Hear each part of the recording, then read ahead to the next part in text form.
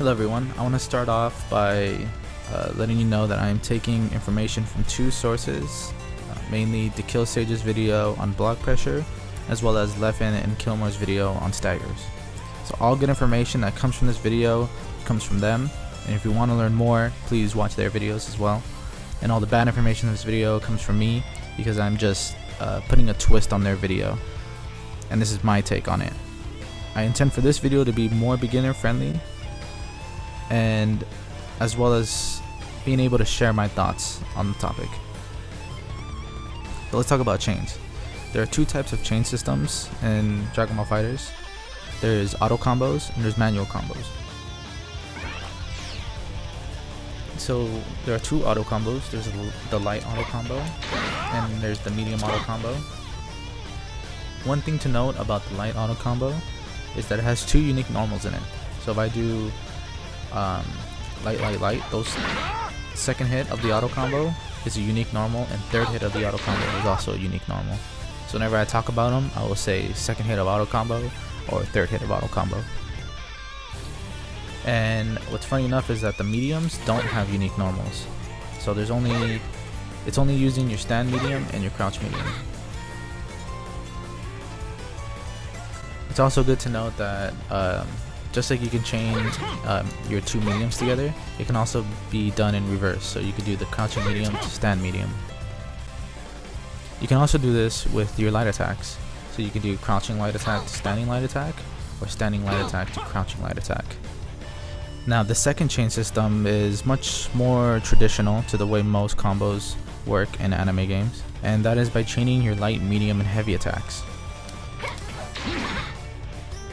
The flaw of using these types of chains, the light auto combo or just light, medium, heavy, is that they're only 3 hits, and once you reach the end of these chains, either it's going to be your main combo or the auto combo. Once you reach the end, there's really nothing else to cancel to but a special move, and then from there you're done. It's now the opponent's turn, and if you want to keep mashing buttons, you're actually at risk for doing so. So typically after you end your chain, whether you're going to go into special move or not, you just end up blocking, because it's your opponent's turn at this point. So to prevent ending your chain, you want to find points where you can restart your chain. So one way to do it with the auto combo would just be to do the first 2 hits of auto combo and then restart the chain. So instead of doing light and then being forced to block, you can try to restart your chain and do light. The only bad thing about this is it's really obvious when it's gonna happen. If you just do this all day, it's not gonna really work against a live opponent.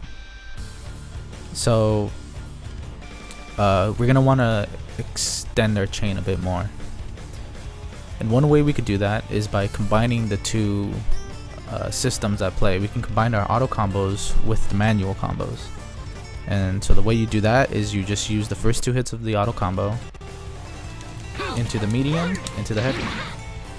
So by doing that, we actually extend our chain. What's nice about this is it gives us more points where we can restart our chain. Am I going to restart after the second hit of auto combo? Am I going to restart after my first medium? Am I going to restart after the second medium? The opponent has to now guess when it's going to happen. Now the common flaw with doing this is that there's always a gap, and all a gap is it means that the opponent finishes exiting block stun. So we can actually simulate this in training mode by changing the enemy settings to counterattack. So let's say I do my light, medium, heavy chain, and then he hits me right at the end of the moment he exit his block stun. So even when I do my extended chain, he'll do a hit the moment he exits block stun. So in the same way, if I try to restart my chain, he's going to hit me the moment he exits block stun. This is the common weakness, is that no matter where you choose to extend your chain, the opponent can always hit you because you're stopping your chain early. But against a real opponent, this can become harder because he has to kind of guess when it's going to happen. Right? Am I going to do it here? Am I going to do it after my medium? He has to just guess. But if he mashes just X, then he might actually tag you for this. He might actually hit you. So in one way that the attacker can beat this situation is by just delaying their buttons. So that will look like this. See how I hit him there? Just like that. So what's happening here is that there is a gap, but the gap just isn't big enough for the opponent to interrupt me. So the idea is the opponent can hit me when I try to restart my chain because there's a gap. But if he chooses to press a button the moment he sees a gap, he's at risk for getting hit by my mediums if I just delay them a little bit. So it's not a thing of reaction, it's more of a prediction. He has to predict when you're going to restart your chain. Because just because he sees me pause, it doesn't mean I'm going to restart my chain. I might just delay my buttons a little bit, like that. And if he tries to press a button, he's going to get hit. So that's the idea of staggers and restarting your chain. So I guess I could talk about basic frame data at this point. This will also make this stronger, this mind game. So frame data also plays a role in this, because if you choose to restart your chain on a move that's -6 or more, then you actually risk getting punished. So you can check your normals on the frame advantage counter that's on the screen. So like the way I would check your normals is you would go like light, so that's -3, that's -5, -5, -6. So if it's -6, that means he can actually jab me here. I can get punished. So if I stop my chain after medium and I try to block, I cannot block here. I'm actually holding down back and I'm still getting hit. That's because jabs in this game are 6 frame startup. So if you're -6 or more, you can actually get punished here. So this would not be a good point to restart my chain. I would probably rather do it after my auto combo, because I can still block here, or after my medium, because I can still block there. But if I do medium, he's actually guaranteed a hit if I try to restart my chain. So that's one thing to take note. Next, I should mention 6M, which is the forward medium. It's a universal move, everyone has access to it, and it's pretty much a universal overhead. This is important because the opponent needs to stand block in order to block it. This is best to use during your mediums. So instead of doing medium for your low, you could do medium forward medium and get an overhead. And so you get a little bit of a mix up. So instead of doing this, you can do something like this. It's important to note that there is a gap here, so you can get reflected.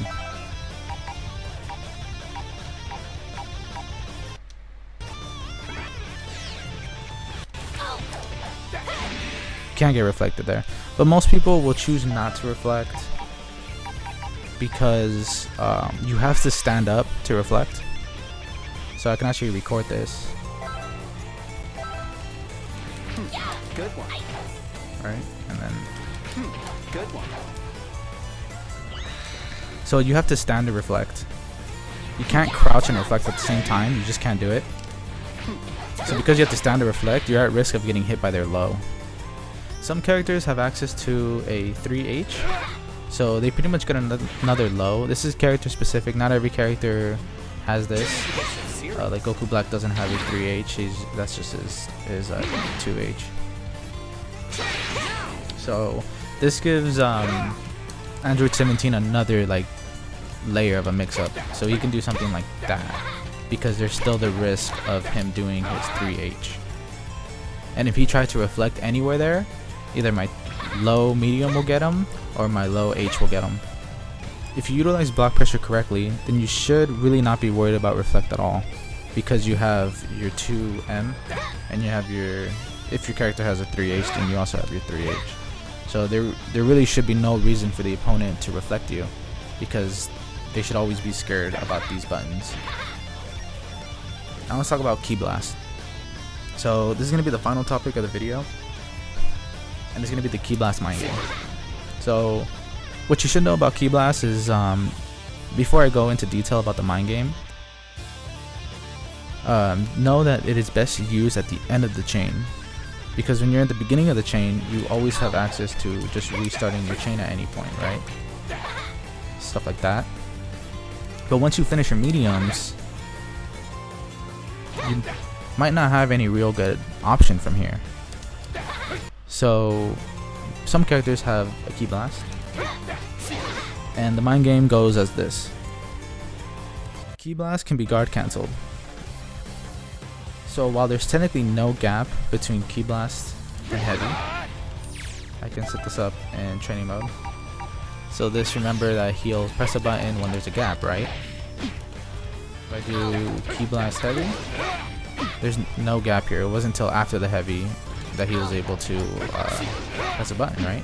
Guard cancel is a little difficult to explain, but it essentially allows the opponent to ignore their block stun for a specific move. So in this game, they only have a couple options, so we're gonna go over those, and we can test them here. So they're allowed to reflect or super dash, so we're gonna go over both of them. So if they chose to reflect during Ki Blast, that looks like this, right? They're allowed to like immediately ignore their block stun and do a reflect. So that's what guard cancel is. You can only do it off of like Ki Blast. So if he does that, he can actually reflect my Heavy, and he can get out of this chain. So at first glance, it might seem that, like, why would you use Ki Blast then if he can get out of your chain? Well, this is good because if we just wait and restart our chain, he's actually at risk of getting punished here. So reflect is a little dangerous. The other option they're allowed to guard cancel too is super dash, and super dash will actually beat us in this situation if we do nothing, if we wait. Okay.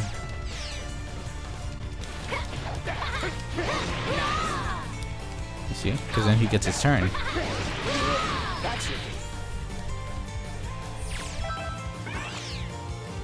If he chooses to do super dash and we instead just finished our chain,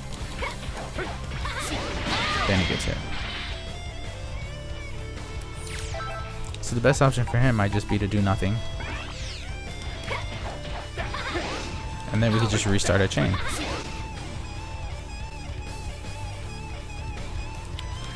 Along the way, we can just keep pressuring him, right? So I hope this went a long way to showing you guys like the mind game behind restarting your chain, and also about extending your chain and hopefully moving you up from doing auto combos to more extended ground chain combos. If people like the video, then I will consider making another one. I'm thinking the next topic could be how to create your own combos. So instead of watching combo videos online on YouTube and trying to replicate them, hopefully being able to teach you guys to come up with your own combos and teaching you about all the combo systems that are in the game. So if you like the video, thumbs up, and let me know if you guys want another one. Alright, so for the bonus, this is going to be more advanced stuff, but I do want to cover it for those people who are still interested and want to learn some more. So we're going to start with Majin Buu. So one thing about Majin Buu, well, first before I talk about him, I did talk about earlier how we can combine the two auto combos and the manual combo by doing light, light, medium, medium, and then heavy. But with Majin Buu, his medium is really slow. Let me change his, set this back to default. Block. So his medium is really slow, right? So if I want to do light, light, medium, medium, look at the big gap there. There's actually a huge gap there. Oh, one bonus tip that I could share is that whenever you see the frame advantage counter flicker, you see it when it starts counting numbers, that tells you that there's a gap. So that's another way you can visually see if there's a gap or not. You could just look at that, like it like flashes numbers. So because there's a gap, we already know he can reflect, right? But the interesting thing about this gap is that it's so slow. You can actually get hit out of it. So I'm pressing light, and medium, and he hits me before the medium even connects. That's how slow this move is. So because it's that slow, you might want to skip this button in your chain. Just do crouching medium. Light, crouching medium. So you can do light, crouching medium, heavy. And that could be Majin Buu's chain. You can even delay it, so if he wants to try to hit you out of your combo, you could just delay the crouching medium. Just like that. So that hits him for trying to interrupt my gap, right? So the chain I would do with Majin Buu, if I didn't want any gaps, I would just do light, crouching medium, heavy. So he could still choose to restart the chain, you know, after his auto combo, or because he has this. And there's no gaps if I were to do something like this. You know, like a safe special move. Something like that, right? Stay safe. One thing about Majin Buu that's interesting about specifically his standing medium, it may seem really bad because of how slow it is, but it's actually an overhead. So if I were to set the opponent to crouch, and then I put his guard style to not switch, basically what this is, if I have it on, even though he's crouching, he'll still block my overhead, see? He still blocks it. But if I set him to don't switch, he actually will just stay put, and he will just stay crouching, but he will still block any lows. So everyone knows that 6 medium, forward medium, is overhead. What's unique with Majin Buu is his standing medium is actually an overhead. This is good because 6M doesn't chain in anything. If I were to do forward medium, I can't cancel into heavy. I can't even hit my light attack. See, he blocks in time. So forward medium is more of like a pressure tool.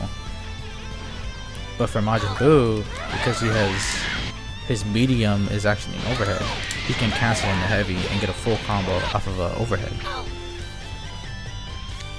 He can actually get a full combo off of his medium because it's an overhead. That's pretty good. It's just that we talked about how big of a gap there is. But it's an option he has. If you don't want to use it, you could just do crouching medium. And then cancel and do like a safe special move. Like that. And stay safe. So I think that wraps it up with Majin Buu. And I know there are a couple characters in this game where they're like one of their mediums might be like have a special property and it doesn't really combo very well, or there's a gap or something like that. So this is one way to get around it. You can just skip that button and just do crouching medium heavy. So next I wanted to talk about characters that have multiple ki blasts. So base Goku, he has the regular ki blast. He also has a crouching ki blast. And you can angle it in different directions. So what's neat about these type of characters is that they have another point to restart their chain. So I can restart there, right? Or I can restart there. That's pretty interesting. If I don't want to restart and I want to finish the chain, I could do something like medium, ki blast, heavy, crouching ki blast, special move.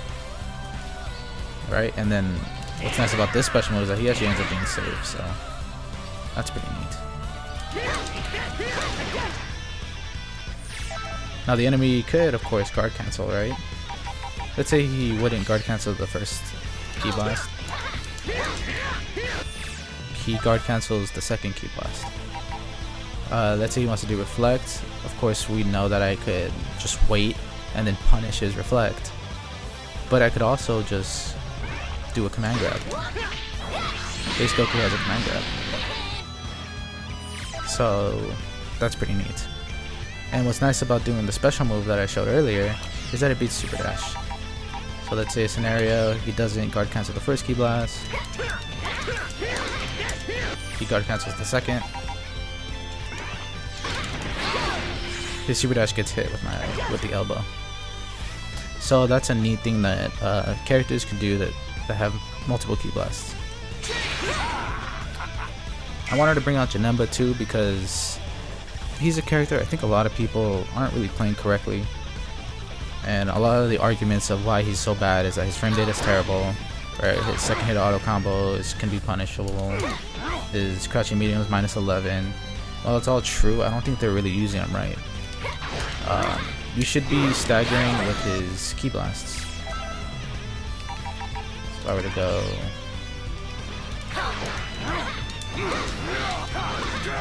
he gets multiple key blasts.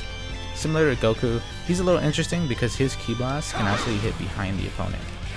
So if I do forward key blast, he hits behind the opponent and it pushes the opponent towards me, which is nice.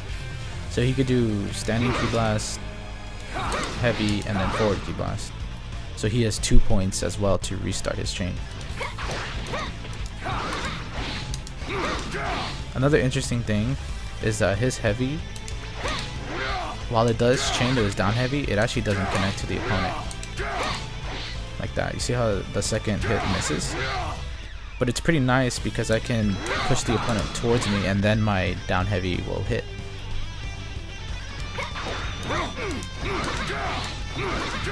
And what's nice about this is he also has command grabs like Goku, so of course, you know, he gets that type of stuff. And so yeah, that was it for the bonus section. Hope you guys liked the video.